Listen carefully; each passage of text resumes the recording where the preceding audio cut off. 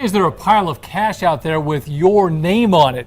It is not as crazy as it sounds. As News 13's Gabrielle Burkhart discovered on special assignment, the state is holding on to hundreds of millions of dollars in unclaimed money, and some of it could be yours. A quick search online can yield some big results. You never know.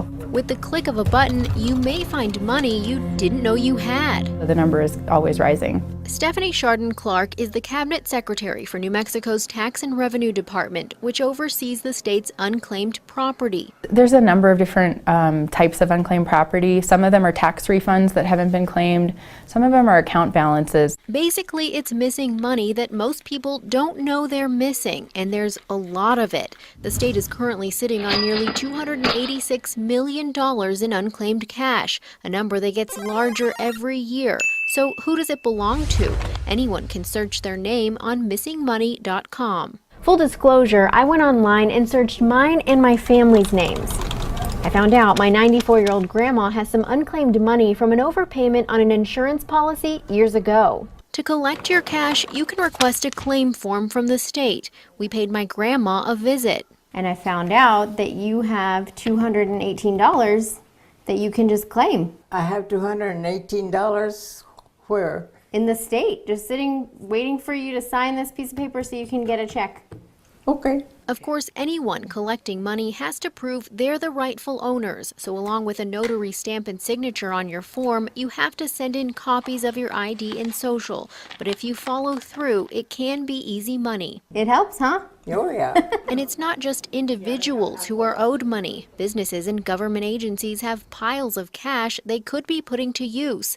We searched City of Albuquerque and found a long list of unclaimed property owed to the city, tens of thousands of dollars worth. Renee Martinez is the director for the City of Albuquerque's Finance and Administrative Services Department. It's not really surprising for us that there's that many items, but it is a great opportunity for us to go ahead and claim it. She says when Mayor Keller took office, he instructed staff to check the city's unclaimed property report. We asked our treasurer, who's been at the city for about 20 years, whether or not that had been done before, and she said not to her knowledge at all, and she's been here for quite a bit. So far, the City of Albuquerque has successfully recouped more than $126,000 in unclaimed property. The missing money comes from things like cashier's checks written to the city that were either lost or never cashed, money for false fire alarm fees, overpayments to vendors, and real estate deals. There's still another $66,000 in unclaimed property the city is working to collect. It goes into our general fund, which really doesn't have any restricted uses. So, conceivably we can use that to support any department, police, fire, you name it. Chardon Clark says some of the money sitting with the state has been there for decades. On average, they receive roughly $33 million in unclaimed property a year. Tax and Rev is only able to match and return about $10 million of it. Given those numbers, you can see why it grows. The amount that we have in custody grows by over $20 million a year on average. When someone dies without a will, their estate can also become unclaimed property. That's the case for the person with the biggest account and what drove us to New Mexico's southern border.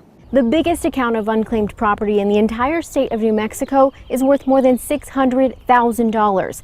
It belongs to a man who used to live in this house in Las Cruces. His name is Ralph Leet. And when he passed away, we became the custodians of the property in the year 2000.